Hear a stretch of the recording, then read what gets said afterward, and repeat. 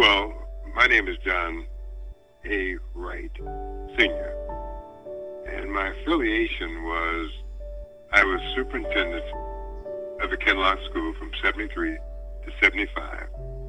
I served on the Our Lady of the Angels school board for several years. That's the parochial school that was in Kinloch. I was a resident of Kinloch.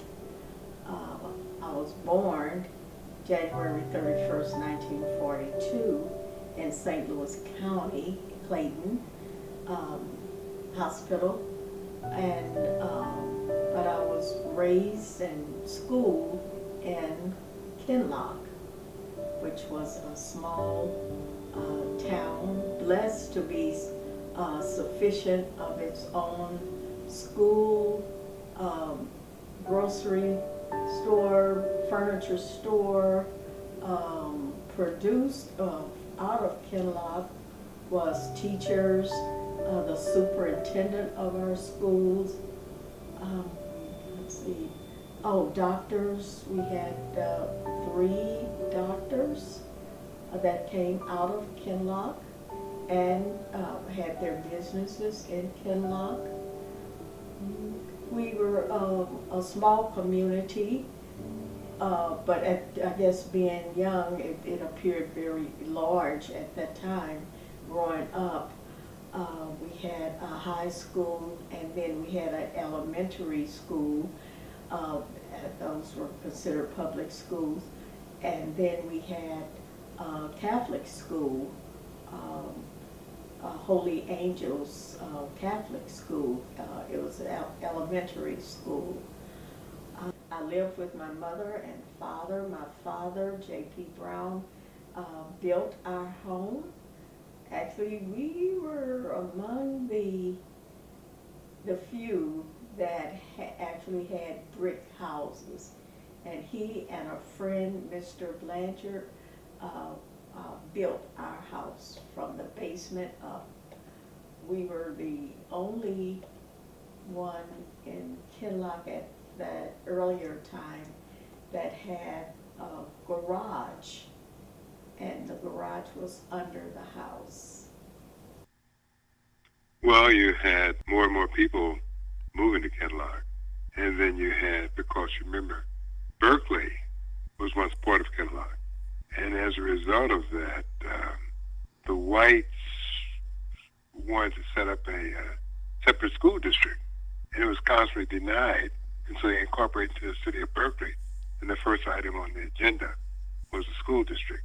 Now, through a gentleman's agreement, those youngsters who were still in the boundaries, the African-American section of Kinloch, could go to Berkeley schools. And the blacks who remained on the other side in the Berkeley section could go to Kinloch schools, and that's how it happened. And so gradually all the whites left. So you had all white on the town of Berkeley and all blacks in the city of Kinloch. 1125 Oak Ridge in Kinloch. It was considered up on the hill because it was a big hill, and we were up on the hill. Kinloch had a lower part. We used to refer to it as the bottom, and however, we stayed up on the hill. 1125 Oak Ridge. I was there in Kinloch, born in 1969, and I left there in like 1986. We were bused to McClure North, and we did Robinwood and Cross Keys. So Kinloch High School was no longer in existence when I started going to school for high school purposes. I did go to Smith School, though. That was right there on Martin Luther King Drive. As a kid, growing up in Kinloch was a lot of fun. Being able to, everybody knew each other, so it was like a big family. I knew almost all the adults. If I didn't know their names, I knew what family they were with. So it was a lot of fun. I'm a Peebles, So of course, it's a lot of peoples that was there in Kinloch, and we just fellowshipped and had fun. Of course, you had you know, your dance offs, your dancing, and we rode bikes and we go down to Kinloch Park as a kid and enjoy. We seen everything though, you know, from gambling to fights. But the odd thing about those fights were they were friends again the next day. So it was a little weird as a kid to see that, but that's what I thought was supposed to happen. If you have a disagreement, you fought it out, and then you still was friends. So,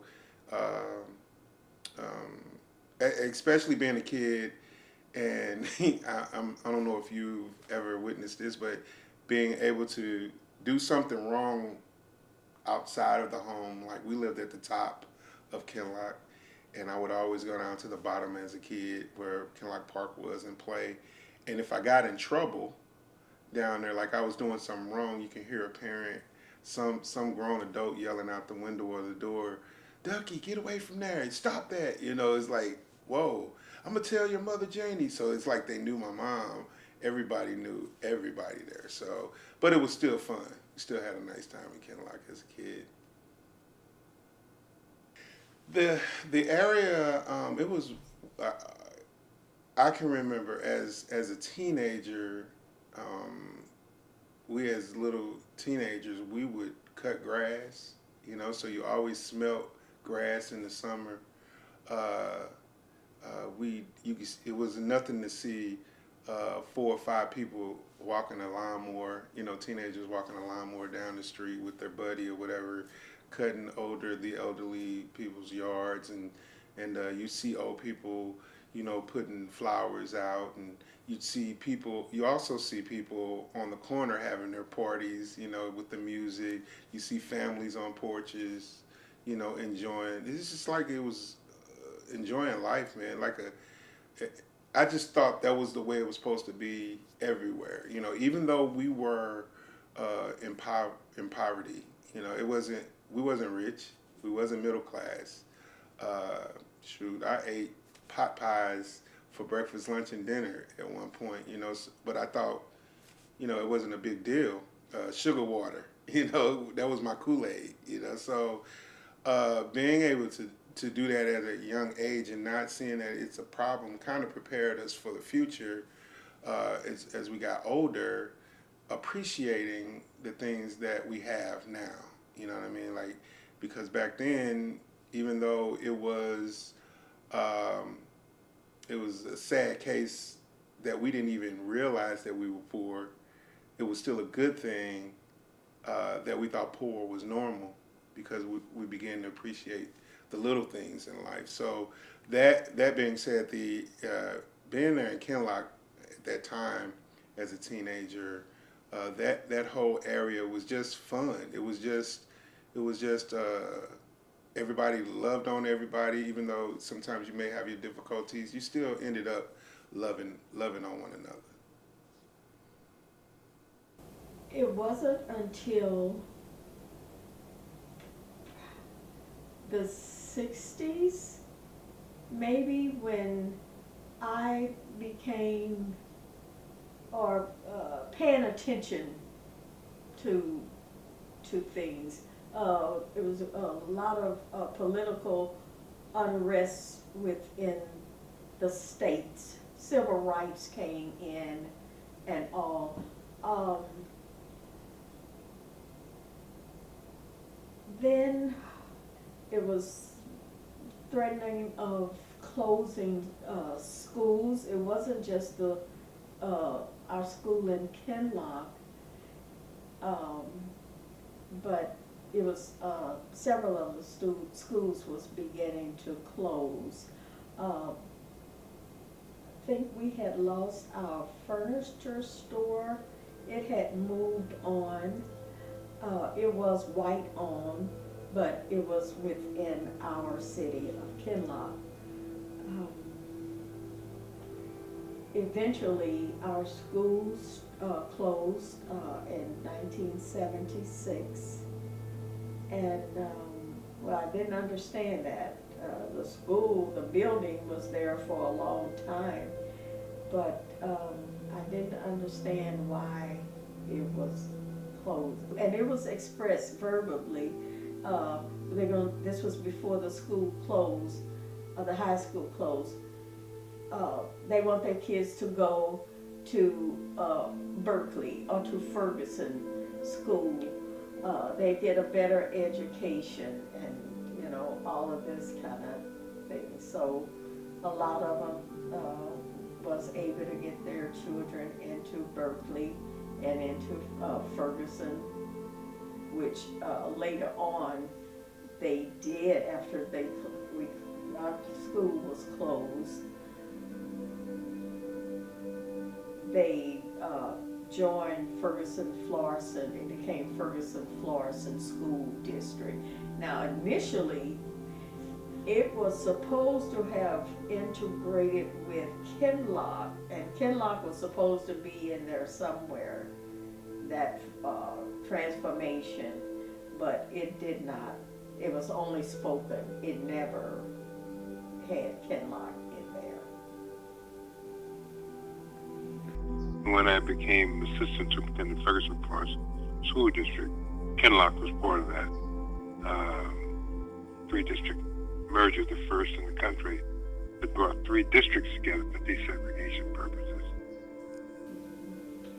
But then the airport came in. They brought on a newer subdivision in Kinloch. There was two areas with middle-class black people from Kinloch and wherever else, but located in Kinloch. The airport came and they was buying up all that land.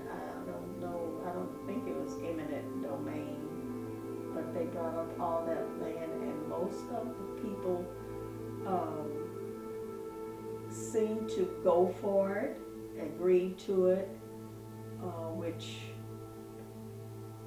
I'm not in school or anything. I'm married, and like I say, I've come back and forth and stayed with my mother. My father had died in 1961. So when they was buying the homes, a lot of the people agreed to that, and I didn't like it. That was my personal opinion, because I saw a lot of the families that had never had mortgages before, and they would go and get one of these houses. The airport would give them so much money, and I guess it was fair amount for the type of houses that they had in Kinloch, but at least that was their home in Kinloch. But they went and got houses where they had never had a mortgage before, had to put additional money into it, and from what I've heard, a lot of them didn't succeed that way, but some just went on and did what they had to do. When the airport came in, and mother did not, she was very resistant, as was several of the, I'll just use on Oak Ridge. That's the street we stayed on. And several of those people did not want to leave, to move. And they stayed there. But then when some of the neighbors would go, and it was like, there's a pressure to sell the house to the airport and move on. Mother was very resistant to that, but she had her daughters there to be with her. Not that she needed it physically, but she always said, well, your daddy built this house for me, and she just did not want to leave, but eventually she had to go ahead and leave. They would, when a family would move out, they would be there the next day or so to demolish the house, and it would be, when they would get through, it would be just like nobody ever stayed there. They would flatten the land where the house was, put some straw over it, and it was like it never was there. So Mother found a house. We found a house for Mother, as similar to the house that Daddy had built on High Mount in Ferguson. But she was never comfortable there. She never was just happy there. She was just there. And that was in, let's see, the early 90s. No, what was happening, you didn't have a tax base. You raise your taxes, but you may not get a lot out of it. You have to have things you can tax in the district. When Berkeley was set up, it took away all the taxing base. And so as a result of that, you didn't have anything to tax. And as a result of that, you just had a sad situation. So my connection to Kinloch, my father's side of the family, my grandparents, my aunts and uncles all lived in the city of Kinloch. My grandfather migrated up here from Covington, Tennessee, pre-World War II, and established a family in the city of Kinloch. So that's where my father was raised. So they were what they considered the tops. So I've heard things referenced at the bottoms and the tops. So where the Schnucks distribution warehouse is now was once 8449 Scudder and Jackson. So that's the house that my father grew up in. So my father was born in 1963, and he lived in that house until he moved out. But that house remained there until 1988. Unfortunately, I never got to see the house that my father grew up in. I wasn't born until 1990, and the house was demolished and paved over in 1988. And so my grandparents were a part of the buyout. They were one of the last families to move due to the buyout, and they just moved to the next municipality over in Ferguson, Missouri. I remember a story he told me about learning about the buyout and how it would soon impact my grandparents' home, and how my grandmother was ready to leave, but my grandfather fought tooth and nail. He told me a story about my grandfather sitting at the kitchen table with his fist on the table saying, I know my house is paid off. I earned this. I own this. This is mine. I'm not leaving. You can't make me leave. Unfortunately, we know how that story ended, but my dad said that him and his siblings had made it a decision to where they would go back to the city and they would each get a brick from the house before they, tore it down. By the time they went back, the house had not only been paved down and crushed, it was already paved over. So they never had an opportunity to get the brick from the house that they grew up in on 8449 Scudder and Jackson. I can't relate. I don't know what it's like to grow up in a house and have all of these memories and not be able to go back to that area. The house that I grew up in, Hazelwood, is still standing. I can drive over there, and even though I don't live there, I still find comfort in knowing that the house that I grew up in is still there. The neighborhood is still there. The community is still there. Old neighbors are still there. But I can just imagine the type of trauma that may bring to not only know that the house that you grew up in, you were forced out of, but it is no longer there. And there's no reason to go back there because it is a completely different usage for that land. You have no reason to drive past Schnucks distribution warehouse, at all. So I don't take that for granted. I appreciate the opportunity I have to go back to the neighborhood I used to grow up in, and understanding that everybody doesn't have that opportunity. Anytime you live near an airport and it's going to expand, to the surprise of people in Bridgeton, they thought it was just the African American community, but it was their community too when it went west. And so it's a matter of expansion.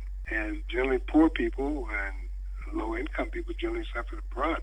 Rich neighborhoods, it doesn't go true.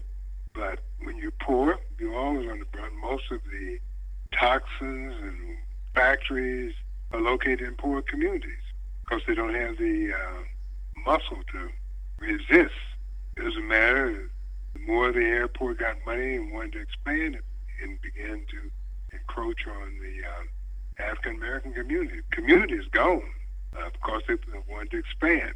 Kinloch, because of the noise, they wanted to expand. Couldn't stand the noise. It became a health hazard. And so that's basically what happened. The guy who has the old post office, not the old post office, the old housing authority across from the fire department, who's doing whatever. I think he's making it into a lounge, hookah lounge, whatever. But he told me that everything behind City Hall is owned by Kinloch, and that can be used to rebuild homes. So everything on back. Because the narrative that I got from Justine was the property that they bought back from the airport, there's a clause in the deed that says a residential property can never be built on this land. So you can own it, but you cannot put a residential property on it. So it can only be used for commercial or industrial. And I'm like, you can't put mixed use, you can't put a store at the bottom and like an apartment at the top. So then that's a whole nother court case. So when I was asking the question of, when people come to you and ask, why can't you build homes on this empty lot? And that is why. So you got an airport and industrial park, which took care of it. Then you had the problem. Kinloch was going to get a nice city hall, but then you had the mayor misuse the funds that came in, and so it kind of killed that. Now, the only thing that's still standing in Kinloch is mainly the institution, the fire department, because it was voted in, and it's a separate entity, and you just can't disband that.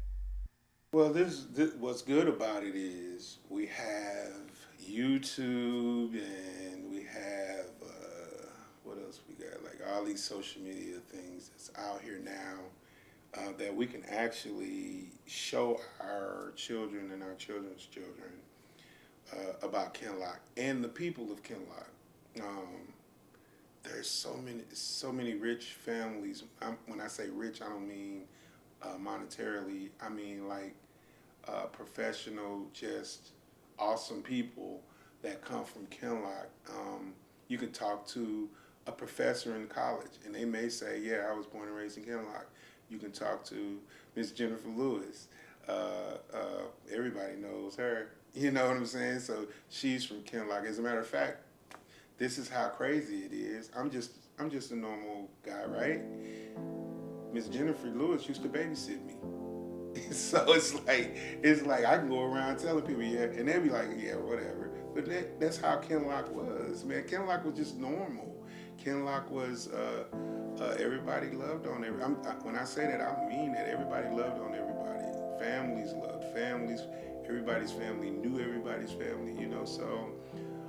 I just think that we have YouTube, we have all of those different things that we show. And what's great about it is I talked to my daughters a while back, and I kind of told them, you know, hey, look at all these people that are coming from Kinloch that you just couldn't imagine they came from Kinloch. Although I do a lot of things, and I said I'm a normal person, other people may not think that I'm just a normal person because I'm on TV and stuff like that.